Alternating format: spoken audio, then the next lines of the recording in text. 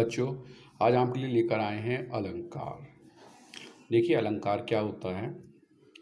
प्रसिद्ध संस्कृत आचार्य दांडी ने अपनी रचना काव्य दर्श में अलंकार को परिभाषित करते हुए लिखा, अलंकारोतीति अलंकारा, अर्थात शोभा कारक पदार्थ को अलंकार कहते हैं। हिंदी में रीतिकालीन कवि आचार्य केशवदास ने कवि प्रिय रचना में अलंकार की विशेषताओं का विवेचन किया है।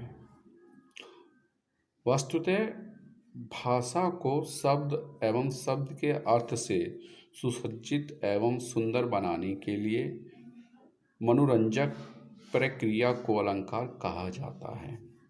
अलंकार काव्य भाषा के लिए महत्वपूर्ण होते हैं। यह भाव की अभिव्यक्ति को अधिक प्रभावी बनाते हैं।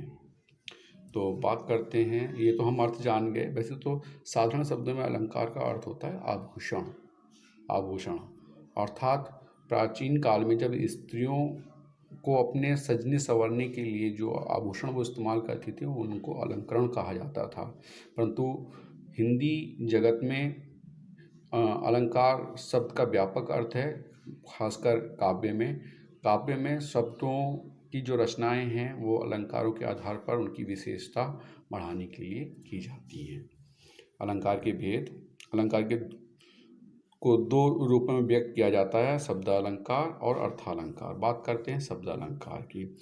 यह निर्माण की प्रक्रिया में ध्वनि तथा अर्थ का महत्वपूर्ण समन्वय होता है। ध्वनि के आधार पर काव्य में उत्पन्न विशिष्टता अथवा साज सज्जा शब्दालंकार की सृष्टि करते हैं। इस अलंकार में वर्ण या शब्दों की लयात्मकता अथवा संगीतात्मकता उपस्थित होती है। शब्दालंकार वर्णगत, शब्दगत तथा वाक्यगत होते हैं। अनुप्रास, यमक, श्लेष आदि प्रमुख शब्दालंकार हैं। बात करते हैं अर्थालंकार की। जब शब्द वाक्य में प्रयुक्त होकर उसके अर्थ में चमत्कृत या अलंकृत करने वाला स्वरूप प्रदान करे तो वहाँ अर्थालंकार की सृष्टि होती है। अर्थालंकार की एक विशेषता यह है कि यदि वाक्य में किसी शब्द को हटाकर उसकी जगह उसके पर्याय शब्द को रखा जाए तब भी अलंकार की प्रवृत्ति में कोई अंतर नहीं आता। वस्तुतः अर्थालंकार की निर्भरता शब्द पर न होकर शब्द के अर्थ पर होती है। उपमा, रूपक, उत्प्रेक्षा, अतिशयोक्ति, दृष्टांत, मानवीकरण इत्यादि प्रमुख अर्थालंकार हैं। तो बच्चों, ये तो आपने जाना कि अलंकार क्या होता है। अलंकार के कितने भेद होते हैं? 2 भेद, शब्दालंकार और अर्थालंकार। हम बात करते हैं आज शब्दालंकार की। शब्दालंकार में पहला अलंकार आपके कोर्स में है अनुप्रास अलंकार। तो अनुप्रास की देखिए क्या विशेषता है। अनुप्रास वर्णीय रस की अनुकूलता के अनुसार समान वर्णों का बार बार प्रयोग है। यह एक प्रचलित अलंकार है जिसका प्रयोग छेकानुप्रास, प्रत्यानुप्रास, लटानुप्रास आदि के रूप में होता है। यानी कि अनुप्रास के ये और भी रूप हैं, छेकानुप्रास, प्रत्यानुप्रास और लाटानुप्रास के रूप में भी जो है अनुप्रास का अलंकार का प्रयोग होता है। तो कहने का मतलब ये है कि जिन काव्य रचनाओं में वर्णों की बार बार आवृत्ति होती है वहाँ पर अनुप्रास अलंकार होता है। जैसे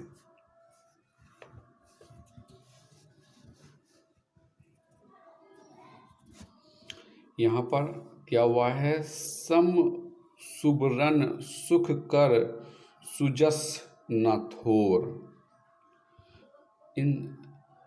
इस उदाहरण में आप देखेंगे कि जो प्रत्येक शब्द का प्रथम वर्ण है वो शा यानी कि एक समान है। सम सुरबन सुख कर सुजस न थोर। तो एक ही वर्ण की शब्दों में बार बार आवृत्ति हुई है, इसलिए यहाँ पर जो है अनुप्रास अलंकार है। इस वाक्यांश या काव्यांश में शाह वर्ण की आवृत्ति दिखती है। यह आवृत्ति अनुप्रास अलंकार के रूप में जानी जाती है। इसके 5 भेद हैं। देखिए कौन कौन से 5 भेद हैं। पहला है श्रुत्यानुप्रास, एक ही स्थान से उच्चारित होने वाले वर्णों की आवृत्ति, जहाँ पर हो वहाँ पर श्रुतानुप्रास होता है। वृत्यानुप्रास, समान वर्ण की अनेक बार आवृत्ति। छेकानुप्रास, जब कोई वर्ण मात्र 2 बार ही आए वहाँ पर छेकानुप्रास होता है। और लाटानुप्रास, शब्द व अर्थ की आवृत्ति के बाद भी अन्यव्यय के उपरांत भिन्न अर्थ मिले तो वहाँ पर जो है लाटानुप्रास होता है। और 5वां जो इसका रूप है वो अंत्यानुप्रास, शब्दों के अंत में समान ध्वनि की आवृत्ति, वो अंत्यानुप्रास कहलाता है। चलिए बात करते हैं दूसरे अलंकार की, यमक अलंकार। यमक एक शब्दालंकार है। यमक का अर्थ होता है युग्म अर्थात जोड़ा। इसमें भिन्न अर्थ के साथ किसी वर्ण अथवा शब्द की आवृत्ति होती है। उदाहरण के लिए, कहे कभी बेनी बयाल की चुराए लीनी बेनी। तो आप यहाँ पर देख सकते हैं बेनी और बेनी शब्द 2 बार प्रयुक्त हुआ है। इस काव्यांश में बेनी की आवृत्ति है। प्रथम बेनी का अर्थ है कवि बेनी प्रसाद तथा दूसरे बेनी का अर्थ है चोटी।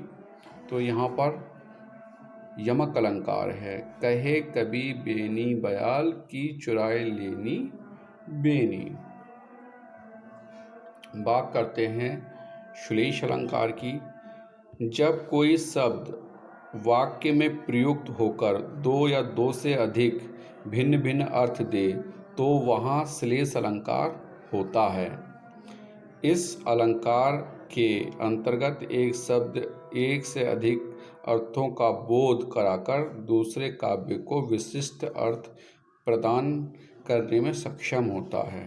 तो कहने का मतलब है कि जब कोई शब्द वाक्य में प्रयुक्त होकर 2 या 2 से अधिक बार आए परंतु उसके अर्थ जो हैं वो भिन्न भिन्न हों तो वहाँ पर श्लेष अलंकार होता है। जैसे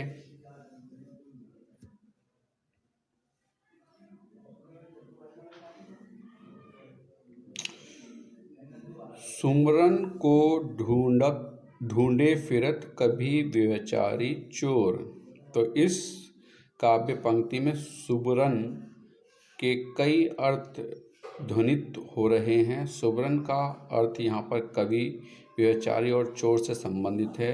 अर्थात कवि सुबरन अर्थात सुवर्ण अच्छे शब्दों को ढूंढता है। व्यभिचारी सुबरन अर्थात गौरी को ढूंढता है। चोर सुबरन अर्थात स्वर्ण को ढूंढता है। अतः यहाँ पर श्लेष अलंकार है। तो बच्चों आज हमने जो है अलंकार के बारे में जाना। अलंकार के 2 भेद होते हैं, शब्दालंकार, अर्थालंकार। और शब्दालंकार में जो आपके सिलेबस में हैं वो 3 जो हैं अलंकार हैं। एक तो अनुप्रास अलंकार है, एक आपका यमक अलंकार है और एक आपका श्लेष अलंकार है। तो बच्चों आपको जो है होमवर्क में अनुप्रास अलंकार की परिभाषा उदाहरण सहित, यमक अलंकार की परिभाषा उदाहरण सहित तथा श्लेष अलंकार की परिभाषा उदाहरण सहित लिखनी है। यही आपका होमवर्क है। बच्चों आपसे मैं बार बार इस बात को कहता रहता हूँ कि आप जो हैं डेली अपना वर्क जो है सेंड कीजिए अपना नाम लिखकर, जिससे कि आपकी जो है ऑनलाइन अटेंडेंस लग सके। अगर आप काम नहीं भेजते हैं और तो उस स्थिति में आपकी अब्सेंट लग जाती है। तो अपनी अब्सेंटी को ना लगने दें, कंटिन्यू बने रहें और नियमित कार्य को पूर्ण कर कर जो है मुझे डेली जो है अपनी जो व्हाट्सएप पे पिक सेंड करते हैं उस पिक सेंड कीजिए और उसमें अपना नाम भी आपको लिखना अनिवार्य है। तो बच्चों आज के लिए इतना ही। Have a nice day.